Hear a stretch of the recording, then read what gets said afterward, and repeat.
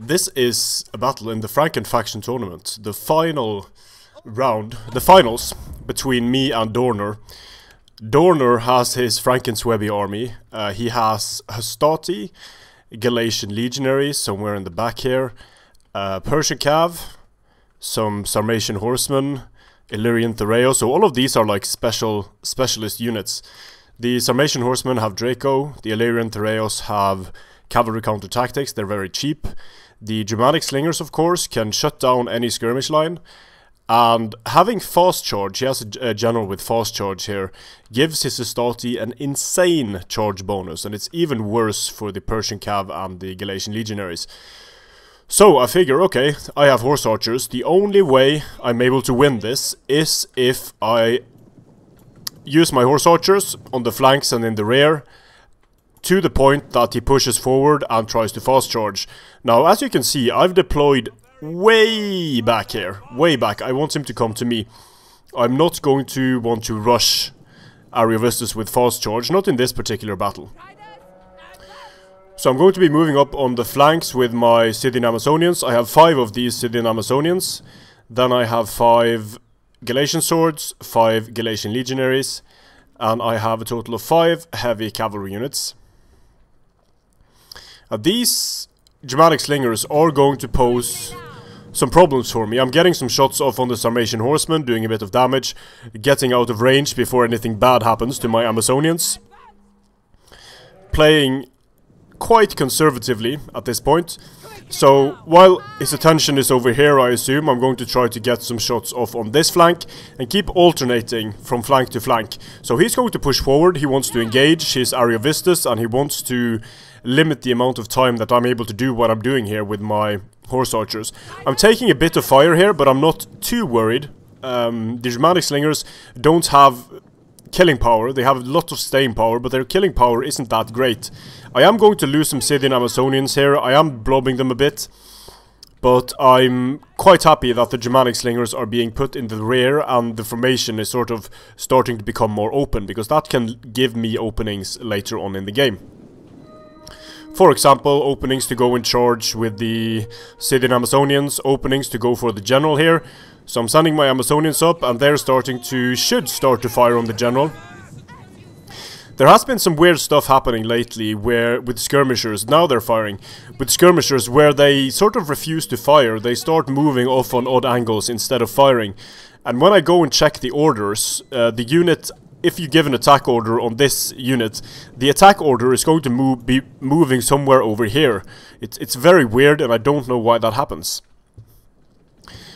I think it is because sometimes when you move around a lot, the unit that is sort of designated as the leader unit, the central unit, sometimes that unit moves off to the side, and that means that the unit has to move very strangely in order to be able to fire. So getting some shots off on the Illyrian Theraeos here. Ideally I want to remove these guys. I have a lot of ammunition and I want to remove these guys so they're not able to get into any cavalry fights with their counter-cavalry tactics. Because other than that, I'm fairly confident in my ability for the cavalry to hold for a significant amount of time. I have Draco, I have Cappadocians, very good melee cavalry. So mainly concerned that these Theraeos are going to be very annoying. So he's moving up, of course, he is Ariovistus. Firing here on the Galatian legionaries, doing a bit of hit point damage to them early on. These guys have double experience chevrons as well. Now the Illyrian Theraeos are moving dangerously close, but since I am at an angle here, they're going to have to move really close to fire. Again, aiming for the center of the unit part. Now I see that he's moving his units together like this, and this is a sure way of telling that he's about to use fast charge. So Dorner is sending in his general now to activate fast charge. I don't react yet, I don't want to show him that I'm wise to it. I just use my Amazonians with their heavy shot to fire on the Galatian legionaries. Haven't taken any casualties yet. Now I'm going to start moving back, because now he's contracted his formation, the fast charge hits a bit early, and now he's going to push forward. Still firing, but this is into the shielded side of the Galatian legionaries.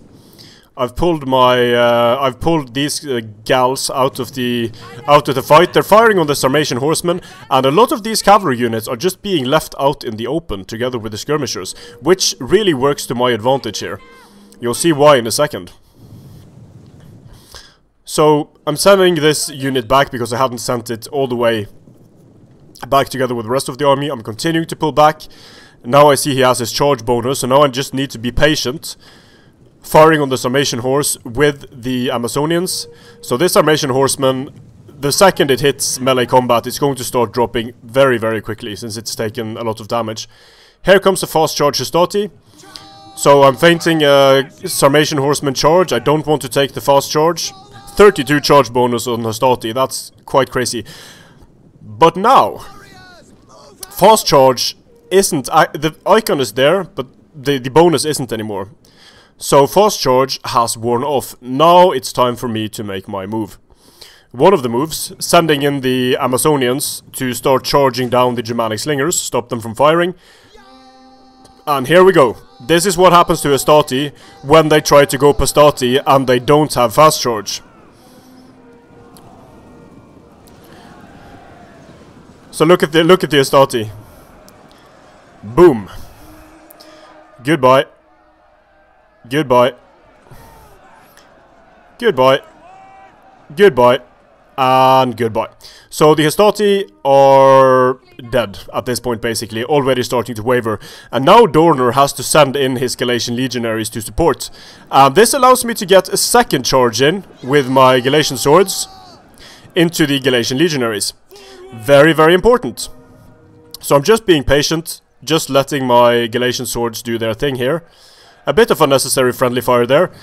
In this disorganized formation, I'm going to use my Cappadocians to frontally charge the Galatian legionaries.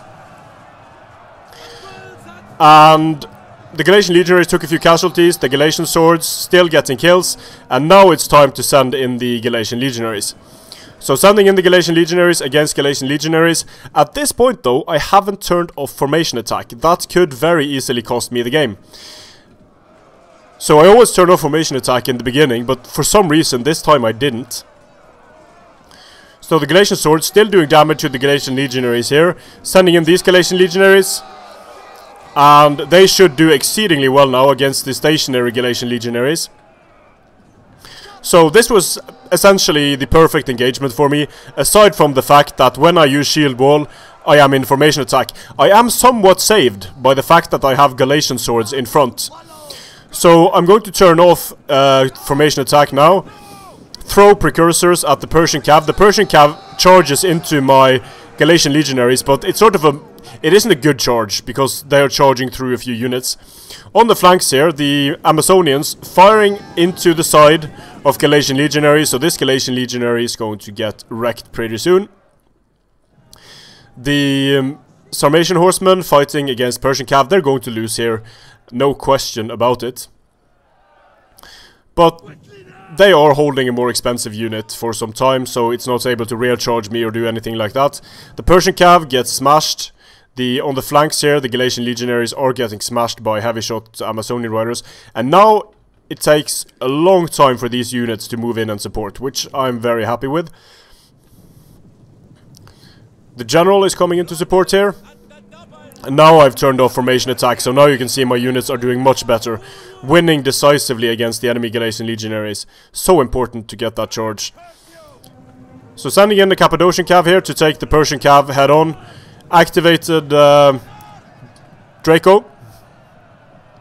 So I want to finish off this Persian cavalry over here, and then just blob up on the Sarmatian horse and on the so now we're both using Draco, but my Cappadocians are still going to have a 5 bonus, and I'm winning in all of these engagements. The Scythians took care of the Galatian legionaries there. Now it's just a matter of mopping up what's left on the battlefield. So chase down a few Germanic slingers, finish off the cavalry engagements, and that's basically it. We have another charge here from the Hastati. The Hastati did terrible without fast charge, which is what makes Dorner's army so dangerous. If the Hastati fast charge hits, then things are going to go horribly wrong. So finishing off the Germanic slingers now, and once the general here dies, the Persian cav general dies, the rest of the army should chain route. So Illyrian Thoreos, 1 kill. The Galatian legionaries in shield wall, it looks like his shield wall bugged out, whereas mine didn't. So that's it. The unconquerable army of Dorner was conquered in this battle, but it's a best of 3. So I wish I could say that's it, I won, but we have more games to play. I need to win 2 games to win the whole series, and Dorner needs to win 2 games to win the whole series. But looking at unit performance here, you can see how well my Galatian swords did matched up against the Stati that didn't have fast charge. And my Galatian legionaries did extremely well against Galatian legionaries that didn't have fast charge and didn't get the charge. So I knew those were 2 things I needed to accomplish. I needed to somehow avoid fast charge, and I needed to get the charge on his Galatian legionaries, as well as avoid getting rear charged by the enemy cavalry. So and also avoid getting frontally charged, but that's why I keep the cavalry in reserve there. And I also knew that these girls here would be instrumental in winning the battle, not necessarily in terms of kills, because it can be very hard to use horse archers effectively when they have support from a lot of infantry units.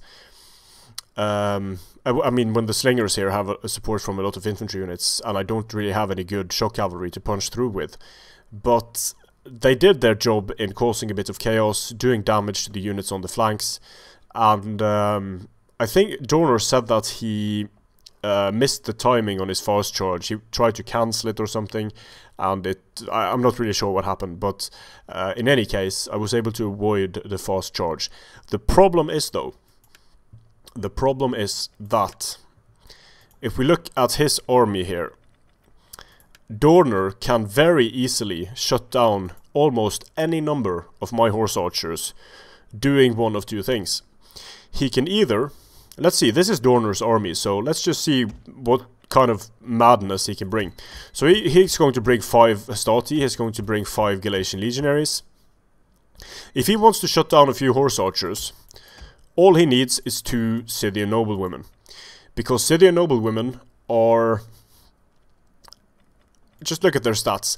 They have 35 armor, 70 health. If you look at my horse archers, let's see here. Maximus, there you are. If you look at my horse archers, they have 10 armor, 65 health. That difference in armor means that I basically need, in order to kill his horse archers effectively, I need heavy shots, which of course gives him the ranged advantage. So, in this first battle, I knew that if he didn't bring these horse archers, I would be able to win. But let's see what happens. Let's see if he changes his army in the coming battle, or potentially battles. Strength and honor.